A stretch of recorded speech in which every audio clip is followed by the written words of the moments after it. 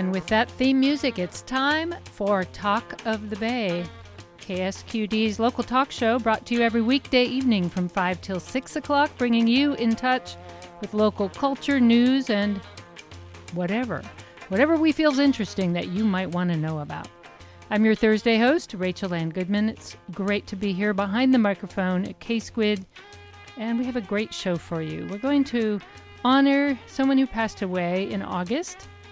Tim Eagan was a towering figure in Santa Cruz cultural life. He was a major figure in the publishing world, and we'll be speaking with a couple of his friends in the first half of the show to memorialize his great accomplishments. And then we're going to play an interview I did with Tim when he brought out a book back in 2023, his last big graphic novel, and we'll be playing that interview for you in the second half of the program. With me to talk about the life of my former neighbor for 32 years. We shared a lot. We shared getting through the CZU fire and various malfunctions of our shared water system. So I knew Tim on a very fundamental level. He and Jane were just the best neighbors you could ever want to have. They're caring. They brought our neighborhood together to fix the roads, and just were kind of the first people to live up there and had a great institutional memory about how to live on that mountain. And I always appreciated that. And also, of course, his sardonic humor about everything and his subtlety. He even named the road that he's on, Westport Lane, after his hometown, I believe, of Westport, Connecticut. So I'm here with Stephen Kessler. Hi, Stephen. Hello. Stephen is a poet, author, and a local commentator who's been around Santa Cruz for a while. Is that correct? Since, off and on since 1968. Well, you predate me by another decade and a half. I wasn't even born. And there's Steve. Steve was there. Yeah, that's the voice of Bruce Larsen. I consider myself a relative newcomer, but although, compared to the people who actually were born and grew up here. Yeah, and we all entered the picture at some point. But Tim seemed like it was always there. Stephen, you wrote a beautiful tribute to him in the Sentinel, and I thought maybe you could summarize some of it. I don't want to ask you to read it unless you'd like to. I didn't bring it, and I would rather let people find it if they haven't read it. I wrote a salute to Tim's memory because although we weren't really close personal friends, we were very friendly, but we mostly worked on newspapers together. And as a colleague on various underground and alternative weeklies in Santa Cruz dating back to the 70s, Tim was just a stalwart presence and a great contributor, mostly as a cartoonist, but it wasn't just one kind of a cartoonist. He was, on the one hand, he was like an editorial cartoonist, a single panel, no dialogue, no labels, just caricatures in which he somehow always managed to make a really pointed point about current events. So that was Jim as an editorial cartoonist with a great skill with the pen. I mean, a really well drawn. Yes, they were. And he was I think he was a self-taught artist, and he definitely grew and improved over the years. Just the more and more he practiced. So that was half of his editorial or his cartooning contribution to the newspapers we worked on, and the other half was a strip that started out as sort of as I recall, back in the early 70s, it was a strip called Stringer, which was like a 4-panel strip about a journalist. And so it was probably a meta critique of newspapers and media, but then he evolved that into a strip called Deep Cover, which had a more explicitly political content. And then finally, with the Express and then later the Sun, he had this phenomenally original comic strip called Subconscious Comics, which was really, Tim's own psyche That's nakedly revealed. The Inside Out. But I was going to say, right before Disney created that movie about feelings having characters. He this was well way ahead of that. Yeah. And, anyhow, so, the thing that I would, I guess, emphasize about what I wrote was that when, at the time, Tim was just like part of the landscape. He was part of the scene. His cartoons were always, he was the most prodigious cartoonist, and there were some very talented cartoonists at that time, like Futzy Nutzel and Carl Vidstrand and A. West. And later Jacinzo, which was following kind of Well, that tradition. Jacinzo was later. But Tim was just prodigious. He was just there like every week in every newspaper, and so I just kind of took him for granted. It's like he's just Tim's doing his thing, as all the rest of us were doing our thing. Yeah, we got a cartoonist. And Sure. but when I started writing this piece about his, my work with him, I almost didn't realize it until the moment I was writing it, that he was like this phenomenally extraordinary artist, that he just happened to be local, so we kind of said, oh yeah, Tim Eagan, Yeah, But when you compare his work, even though he published a little bit, I think, in the San Francisco Examiner, and he tried to branch out, but to Syndicate. mixed success. well, I think it's because he was not into self-promotion, and No. he didn't. I don't think he ever had an agent, No. So I think he was content, to work in the community here, and I just think he wanted to do his thing, and this was the place where he could do it as just diversely and variously as his inspiration led. So anyhow, I just became. I always appreciated him as a kind of a teammate, and was glad to have him on my side, except in softball, where I played for the Express. And that was our mortal enemy. He played the for Cusp.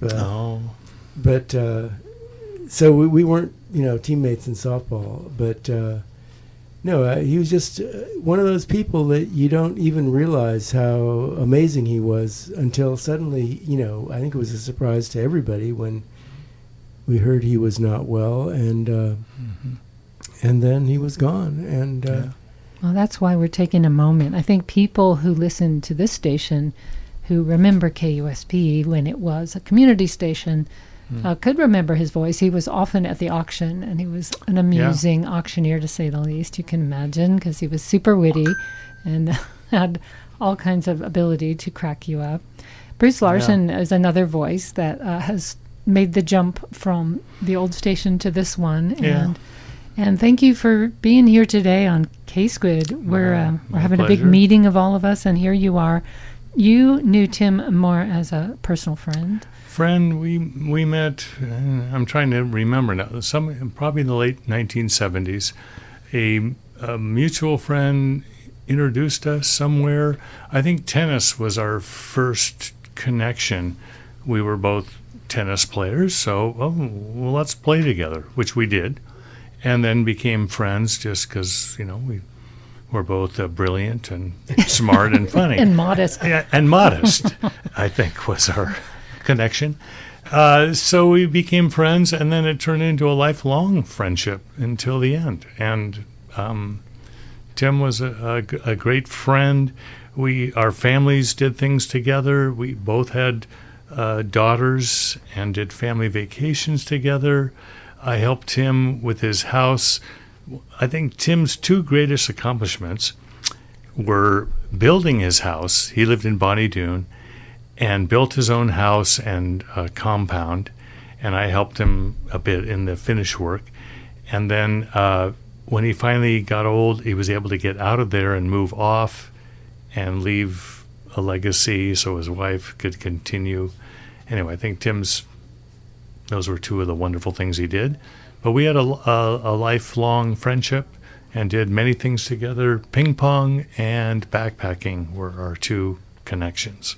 I really want to give you my condolences, too, because it's the good friends that are left behind that hurt the most. Yeah. Not the person who leaves us as much as the people who have to miss them. So I feel ya. I drove down Soquel Avenue from my house and went by.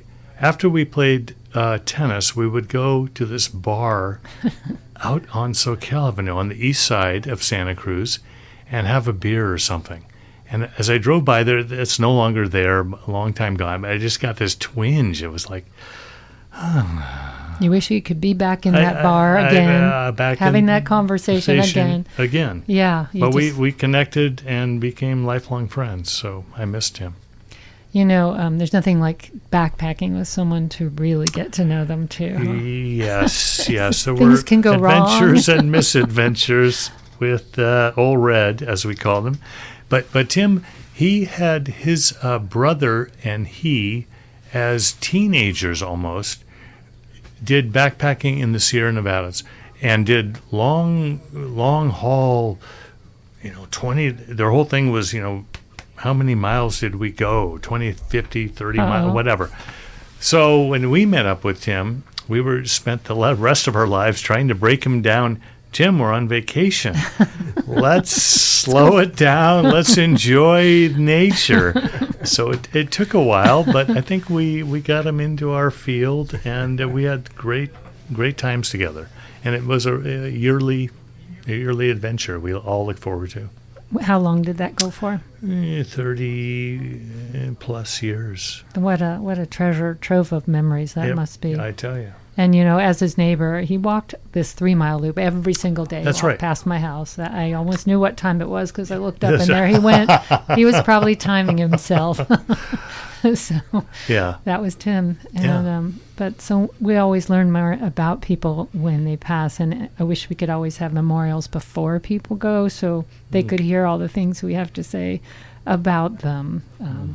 You're listening to K-Squid, the predecessor, I would say, to KUSP, and Tim Eagan was a regular voice there. He had some comedy show, didn't he? The 15-minute comedy hour. With Michael Gant. Right. They did. I don't know how many years they did it, but they were pretty prodigious about that one too. It was scripted or improv? I think it was scripted. It was scripted. Yeah. Wow. Yeah, radio theater.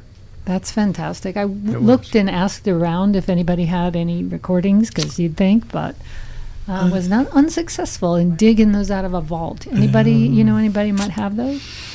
Yeah, maybe. Yeah. You have them in a trunk somewhere? I'm saving them for later. We'll sell them on eBay or something? Yeah. Worth $1 million. Yeah, but we can only remember. Same thing with Tom Lehrer's passing, is he did a radio theater thing on KUSB when I was there, whatever that was. Really? Yeah. More than just his songs? It was like... No, it was someone wrote the whole script. script, and he was the piano player, and he sang and everything. Wow. So hopefully someone has that recording as well. Anybody out there? We'll have to ask Lance, because somebody so. got those archives when it all collapsed, and there was a big fire sale. And so there were recordings of all the show, because I used to do a show on KUSP too. What, the Stephen Kessler show? No, the poetry show with, yes. with Gary Young. Yes. Oh yeah. Wow. And then it was we called it. It was in the afternoon on Tuesday afternoons, right after the Kitchen Sisters. Yeah. And then. Later we did a show called Bards After Dark, which was like at 11 o'clock on a Sunday night. Which didn't last I missed most of those. But Wow. yeah, so I have KUSP connections too. Although that way for me, I was just a dilettante radio person. I just did it for a while because it was a opportunity, and but it was fun. Radio's such an intimate medium. It I don't know, it reaches people at a very personal level, I think. I think you're right, because the voice is right in your ears. It's like someone whispering right in your head, in a way, if you're wearing headphones especially. And you get to know the people, even if you've never seen them before. And I remember growing up in the Bay Area and just feeling very connected to the DJs, even the bombastic ones, but especially the K-San and K-Fat people were bigger than life. They had a whole personality built around themselves, whether or not it was true. Wolfman Jack probably didn't look like you thought he did, right? Until you saw him. Until you saw him. Maybe he did. He did. He had the sideburns. He kind of did. Yeah. But how about Bruce Larsen, that guy? Bruce Larsen. Well, it's a bit of a disappointment when you finally, what the hell? I thought, wait a minute. But yeah. I gotta say, I listened to your Saturday morning show on a rival station quite regularly. Thank you. I'm Especially still on my way doing to radio. on my way to and from the farmers market. He's right perfect. here on K-Squid on Tuesdays. I share a show with Lonnie on Tuesday. Called Don't Fence Me In. You should listen. Yeah. Maybe we just got a new listener as well as a guest on our show. One at a time. Who knows? We build up an audience.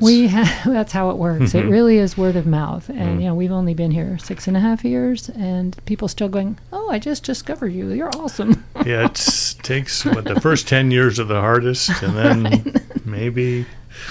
Well, I think it's going to come back like vinyl, and we still have turntables, you might notice. Yes, we do. Do you use them, Bruce? I do. I want to, I'll get back to you. Turntable 2 has some issues, but... we can talk about that later. Yeah, later. But yes, we still have turntables. We have CD players. No cassette players. What? We don't have 8-tracks either. Oh, my gosh. No 78 players.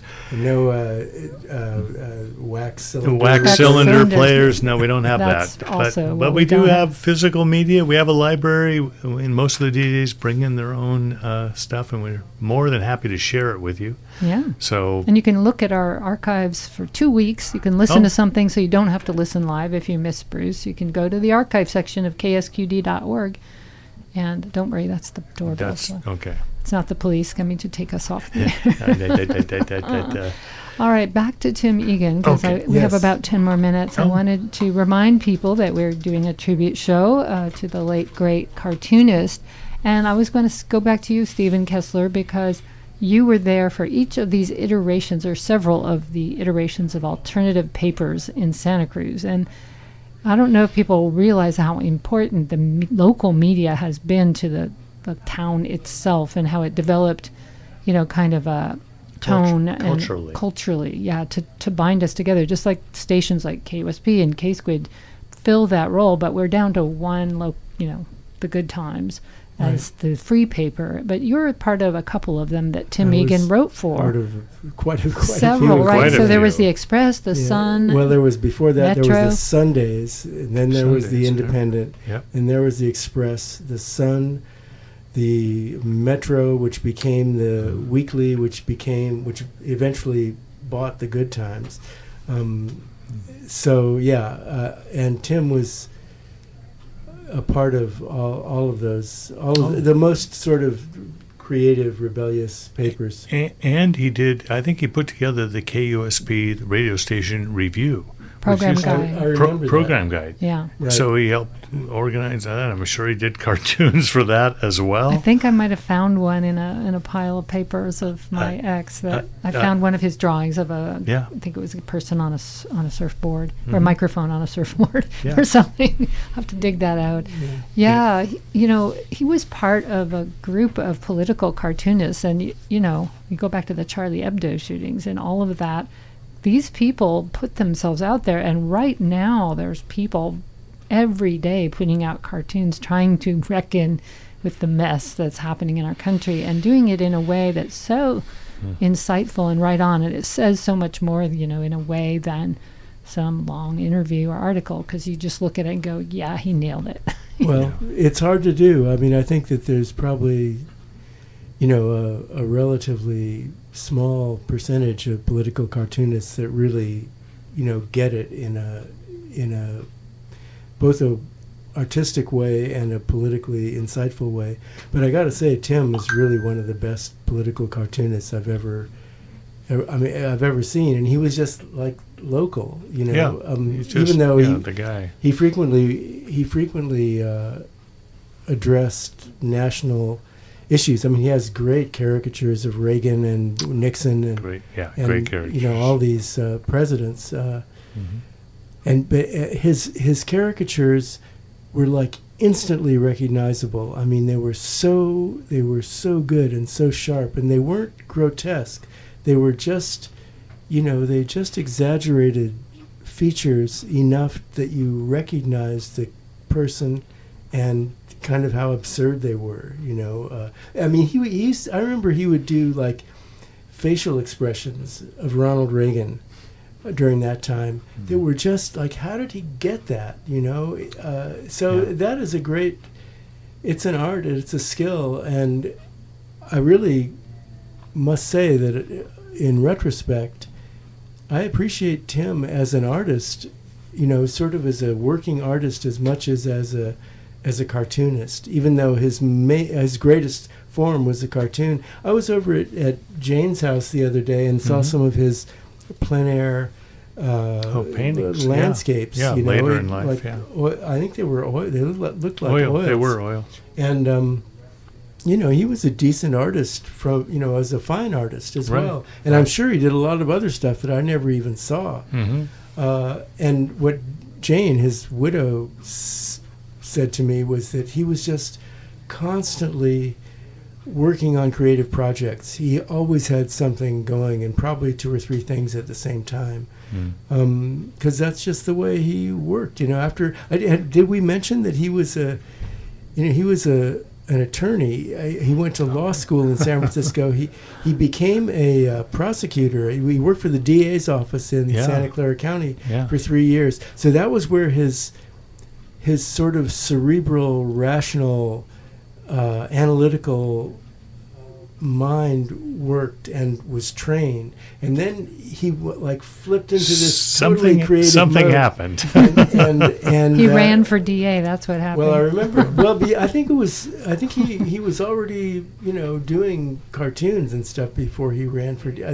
Running for DA was like a satirical performance art project. Okay. Yeah, it was. And he, I don't remember, but Michael Gant told me that the campaign materials were just hilarious.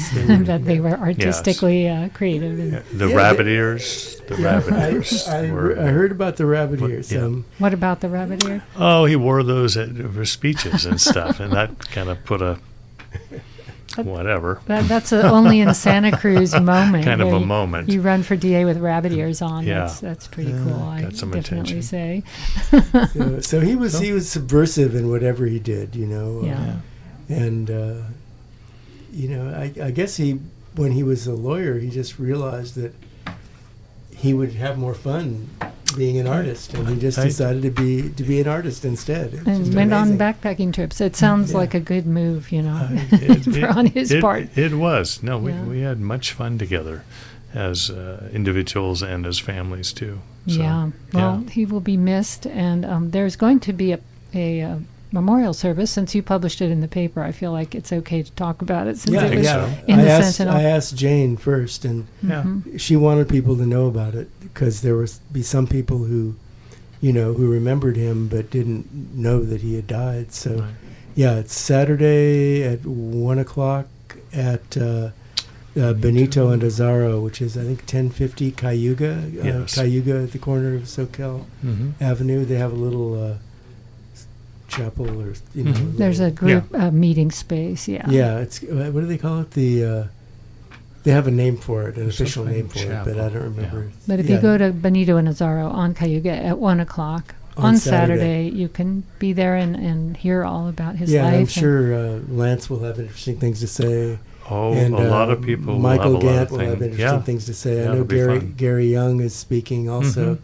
And probably some other people. So Stephen Kessler? No, I said what I had to say. I'm always better on paper than in person. So I think you're doing just fine. And this goes to you shall be known by the company you keep. He kept very good company and great circle of friends. Great people around him, and he enlightened and entertained everyone. And as I was saying at the beginning of the show, he was the best neighbor you could ever have. And I miss him. He was great at getting community and neighbors together for these projects. You shared roads, water, other parts and he would. Yeah, he was an organizer. He was a convener, which you always need. You need people going, okay, it's been a couple years, we need to talk. Right. So, and these Bonnerduners are quite independent, so getting us all together was always a good thing. Well, I want to thank you, gentlemen, for stopping in at K-Squid and talking about Tim Eagan's life. We're going to now hear from the man himself, an interview I did with him 3 years ago now.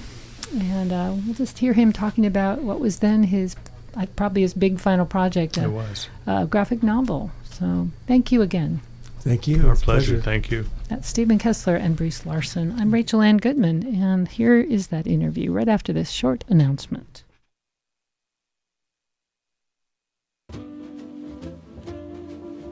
Have you ever asked yourself, what does being healthy mean really? Is it the absence of disease or a state of optimal function? How can I decide which treatment to choose when presented with a variety of options?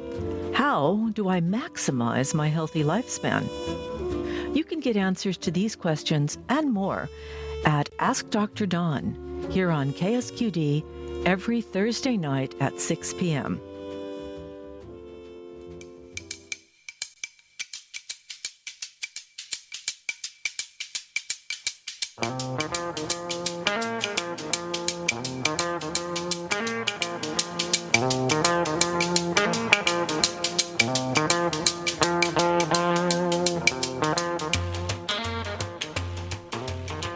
And welcome to Talk of the Bay on K-Squid 90.7 FM. I'm your host, Rachel Ann Goodman, and it's my great pleasure to welcome to the microphone Tim Eagan. He's a longtime resident of Santa Cruz County. He's a cartoonist, a satirist, a great comedian. He once ran for county supervisor, and both of us survived the CZU fires with a little bit of a margin of error, but not much. So welcome, Tim. Good to have you as my guest. Hi. Hi. District attorney I ran for, just to be absolutely accurate there. Yes. I didn't win, by the way. Well, you would have had a different life, and maybe you couldn't have made such great cartoons. You are the author of Deep Cover, Subconscious Comics. I'm sure I'm missing several titles here. Lots of comic strips, a lot of them political in nature. Not Subconscious Comics, obviously, but my career probably divided almost equally in half between fantasy and reality. So I don't know if politics is either, but it's hard to tell these days. Worthy, though, of some cartoons. And you have a big GoFundMe campaign to do a graphic novel. So let's start there, and then we'll work our way backwards in time a little, talk about some other eras. What are you doing with this new project? Sounds exciting. Well, it's Kickstarter, which is often confused with GoFundMe. One of the things that's different about Kickstarter is it's all or nothing, as we were just talking about earlier. If you don't make your goal, you don't get anything. Fortunately, thanks to my backers, I made it in the first 12 hours. Got over my goal and have gone on since then, and been pretty successful. Very heartening. Made me feel, kind of surprised me. It's a graphic novel called Head First, based on the comic strip I did for 20 years or so, mostly in Santa Cruz, but other places as well, called Subconscious Comics. This is the fantasy part. It all takes place inside a subconscious mind, and it's not really a place, of course, but that didn't keep me from drawing it for 20 years. Yeah, so these characters, let's introduce them and talk about what place they inhabited in your subconscious. How did they come to life? What's the main character guy's name? The boss is the main character. He's, I don't know if anybody remembers Desmond Morris. I can't remember what brand of scientist he was. He wrote a book back in the 70s, I think, called The Naked Ape. And I got to admit that was a big part of my inspiration for the boss, because he does look like a chimpanzee, except he does not have hair. He does wear jockey shorts, and otherwise kind of a human-looking character. His name is the boss because he is, I guess you could say, the boss. Nobody else wants the job, maybe, but all the neuroses and agony go through him. He's the conduit for all that stuff, all that modern man stuff. And he's got a couple of other friends there, one of whom is Nemo, who is very, very calm, a very centered, freakishly centered character. I really like Nemo a lot. And there's Ava. She came in, I think, about the second or third year. I needed some kind of female voice in my comic strip, and she takes that part. I like her a lot, too. And And I don't know, maybe I shouldn't have made her good looking, but she does have a tail and a very long nose and a mohawk, but she's kind of cute. I like Eva. And Nemo kind of looks like a devil character, but he's not. Right? A little bit of a devil, kind of. He could be a professional football player as well. He looks a little bit more like a Marvel Comics character than than the other characters in there. And he's put together pretty well. And he does have those pointy ears, but he's very friendly, very nice. Never loses it in any way. So we need that in our subconscious. Yes, we do. We don't want someone just using all of their adrenaline to think. He's the character I would like to be. I would like to be utterly calm and centered all the time.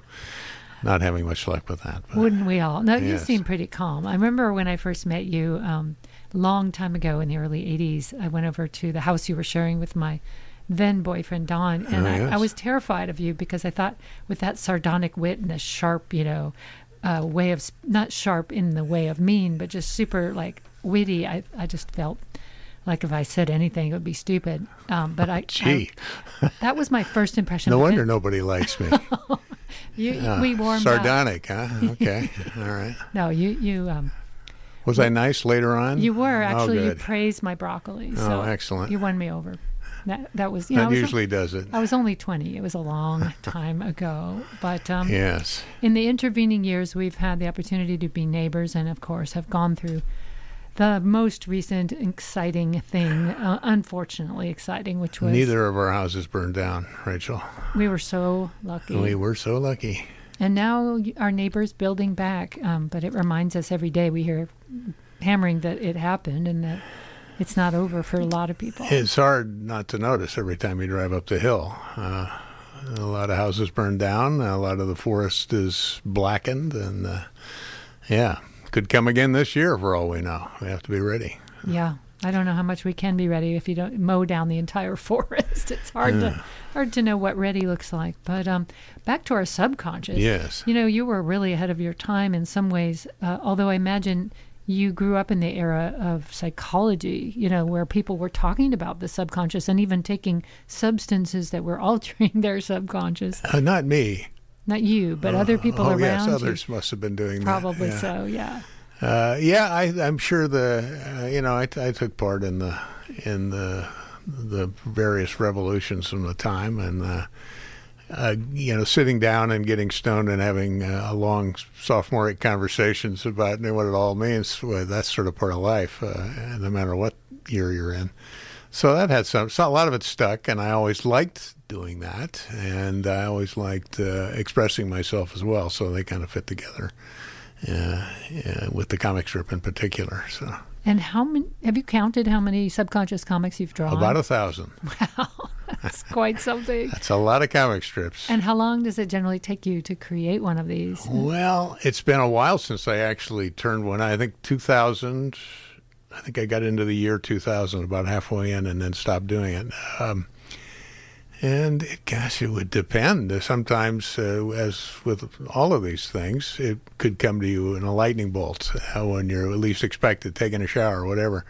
Or you could be beating on it all night and, like a hunk of abalone or something, trying to make something edible out of it. And sometimes that worked and sometimes it didn't. But at the end, there's the deadline one way or another. It's got to go on the paper. And in those days, you had to walk them in. There was no digital format. You had to get it there.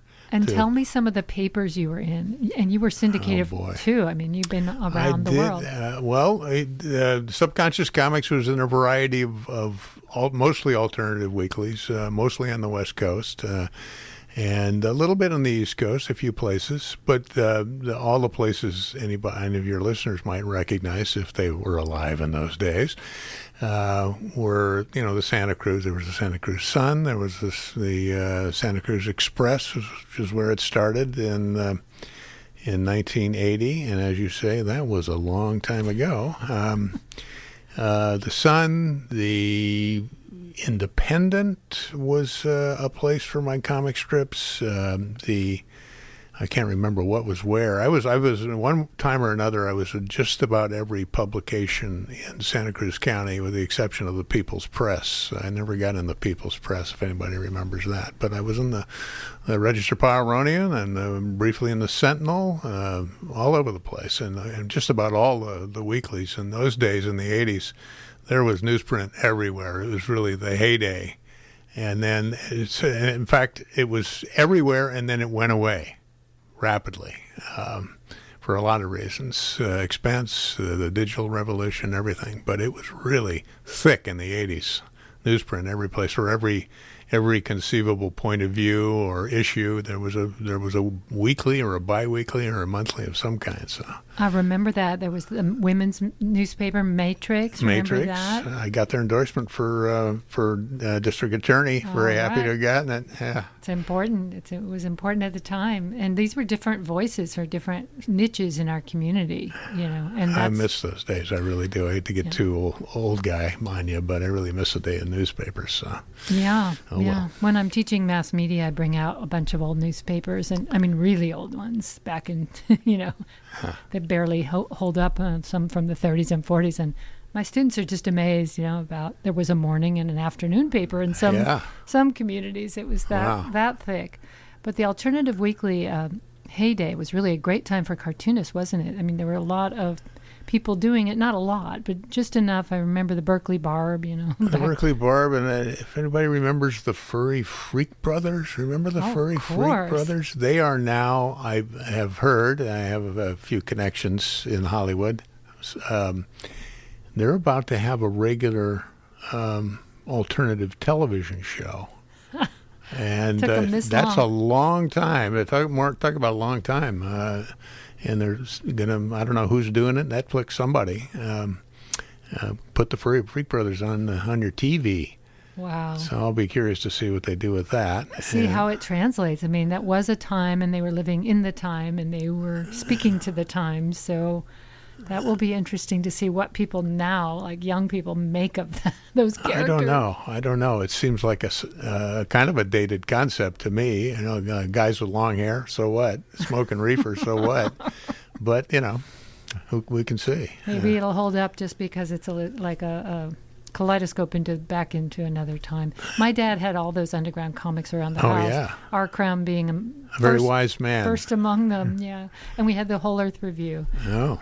So right now your comics are still out there under Bruce Bratton's newsletter, and are they in the comic news as well? No, not in the comic news. I stopped producing comics on a regular basis. I stopped doing my editorial cartoon deep cover about the CZU fire kind of throws off my time perspective a little bit, but I think that was 2 or 3 years ago. I got maybe a little disillusioned with my fellow man. You get in your 70s, it's a little late to kind of change your assessment of your fellow human beings, but I think I did that a little bit. I got a little angry, and the guy that used to be president no longer is, fortunately, and I just got tired of doing cartoons about all the stupid stuff. So that's one day I woke up, it was deadline day, and I don't want to do this anymore. So I didn't. So I came back to this idea head first, which was a leftover. We had a brief stint in Hollywood. We were trying to make Subconscious Comics into a movie, and an agent and the whole package, and never quite got there. But I had a few leftover ideas, including the plot for this graphic novel.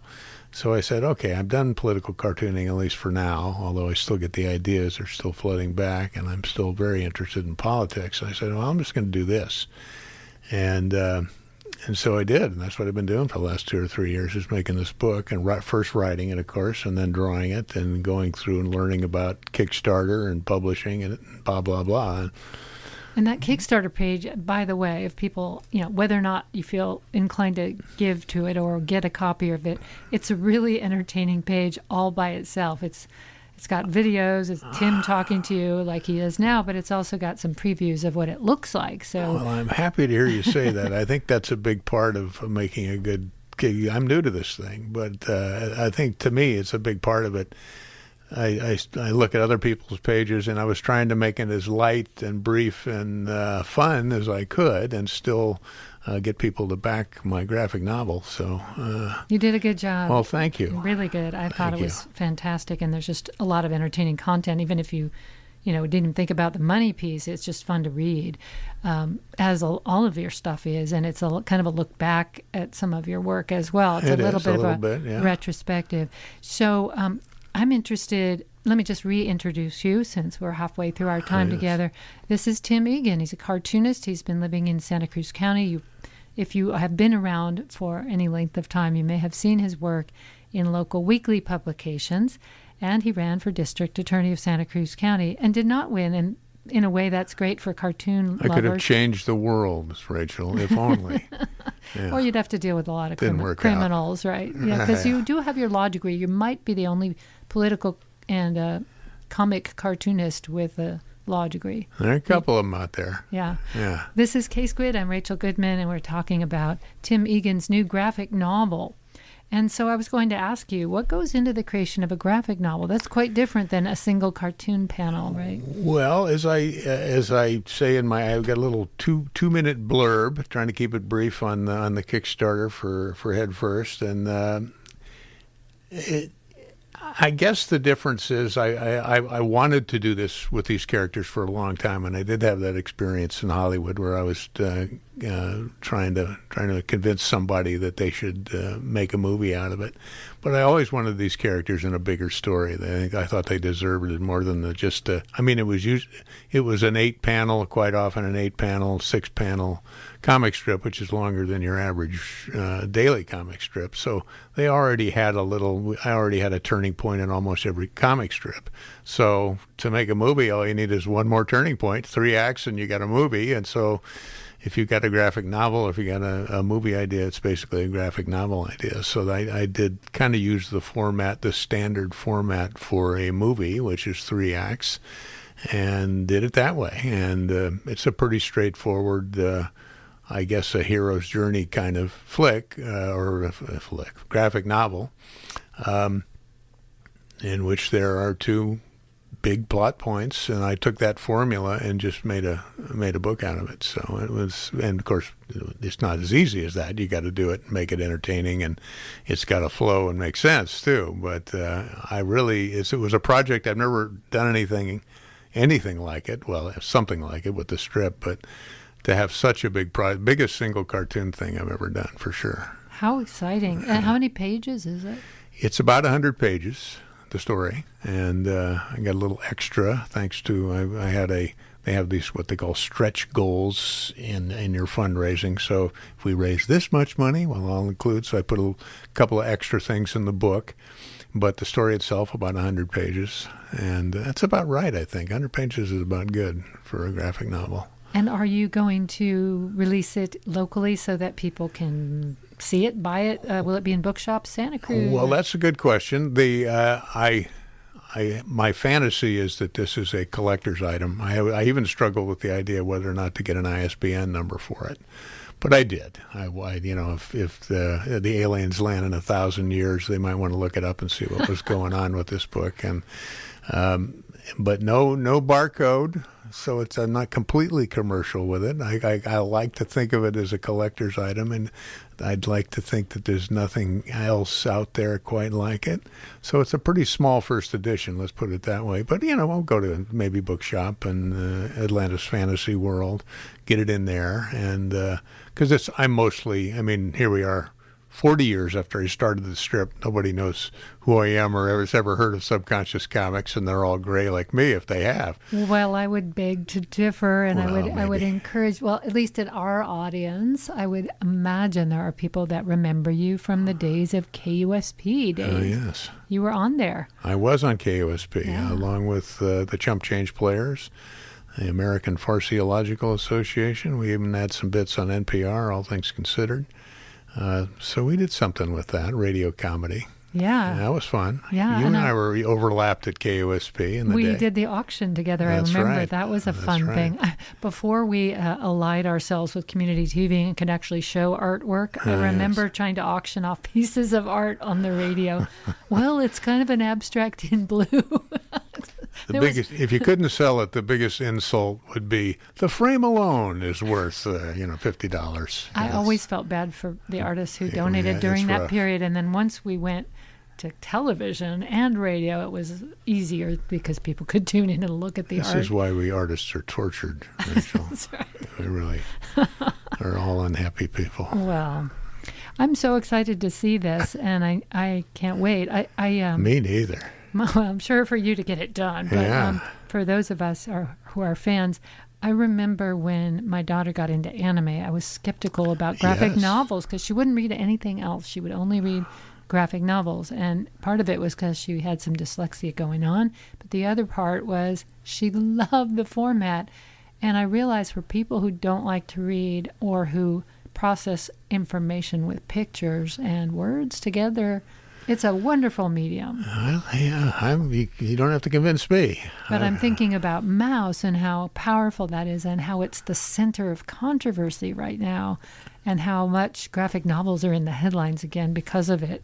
Maybe that's the only silver lining of that story is that people go, oh, there are graphic novels. Mouse did a lot. You Google, okay, what's the best graphic novel of all time? Mouse usually comes up number one. So it has potential. I mean, I that's not the kind of comics I'm doing. That's pretty serious stuff. I guess I deal with serious issues, but it's basically to get a laugh. But that's a serious topic and dealt with in a serious way, although the characters are mice and cats, still pretty serious. So graphic novel can go anywhere it wants. And this one, is there any autobiographical inspiration for? I'm glad you asked. I think I'm glad that you asked me that question. 50 years ago, at the beginning, coincidentally, of my cartooning career, I fell off a building 3.5 stories, and head first. And so that kind of, it's not a story I tell at the casual dinner conversation because it rarely comes up. Oh, you fell off a building too. So I decided, but I never really processed it in the cartooning in any way. Not that I don't know if I really needed to process it. Maybe I did.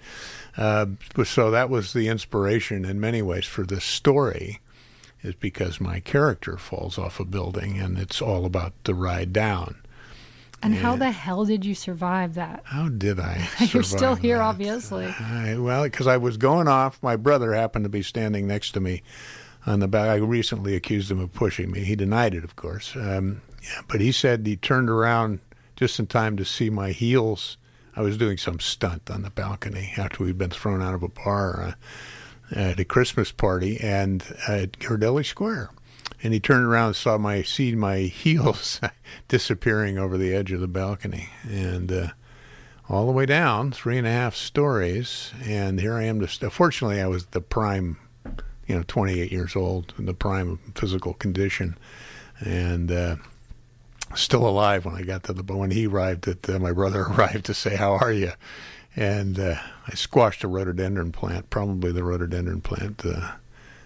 Hard to say it saved my life, but it definitely gave up its life for me. I appreciate that too. That's why you have so many planted around your house, I bet, we to do. remind you that if you ever fall off your roof, they'll save you again. So- Wow, amazing you survived that. Didn't get Well, broken? nothing. Well, I did. Lost my spleen, and cracked a Completely. few. Yeah, that's gone. Yeah, they took that away. You're alive without a spleen. I'll take the trade-off, and they cracked a couple of ribs and a few other things, but young and maybe the very thing that I was drunk, and maybe it was the thing that sent me over the edge was maybe the thing that saved me. That's been suggested as a possibility, but It was just not your time to go. And fortunately. you needed to be around to make this graphic novel. That's right. It's divine, the will of somebody. So it's in your book, the Yeah. opening Yes. character. Yeah, a live action, as they sometimes called in the movies. And by page 9, he's falling off a building, and then we go into the subconscious. This is, of course, where Subconscious Comics was, My characters never left the mind, by the way. They never got out into the real world except through the screen that they've got. They always got a view screen of the outside world. And It's like looking out through the eyes, right? Kind of. I'm not. I'm never really clear about exactly. It must have been the eyes. So anyway, you go in, and almost the whole thing takes place inside, except for the last page. We're back live again. Mm-hmm. Did you ever watch, and I can't remember the title now, but there is a Pixar movie about the emotions where everything takes place? It was called, that kind of, I didn't like it when that came out because it was my thing. Stole your idea. Inside Out or something like that. Was that it? I think so. It was a young woman or a girl. Anyway, I thought it was interesting. They even did a kind of a little bit of an emotional riff in that movie, but most of everything was kind of a more traditional ways of looking at the inside of a mind. I think it was nice, but not the same as this book. Well, though. no, it's different from this book. This book, what can I say? More not pitched at the same crowd, shall we say, as Inside Out. There was I maybe have a little sweetness in my cartooning, but that movie was overly too saccharine. much sugar for me. So yeah, well, it was aimed partially at kids, but yeah.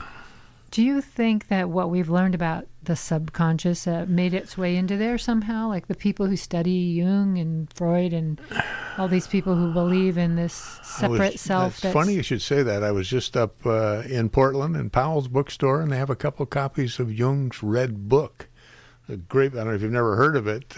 Jung famously talk about going deep into the subconscious mind. He thought of it as the unconscious mind, and kind of went down and went half crazy, pulling up some imagery. And so they have a couple of copies of the Red Book, including his illustrations in it. And he had no art training, but the illustrations are riveting, shall we say. And I just went and paged through that. So I'm not a student of psychology or of Jung either, for that matter. But it's like everything. You pick up it's like pieces of lint get attached to your clothing, and so I picked up some of that.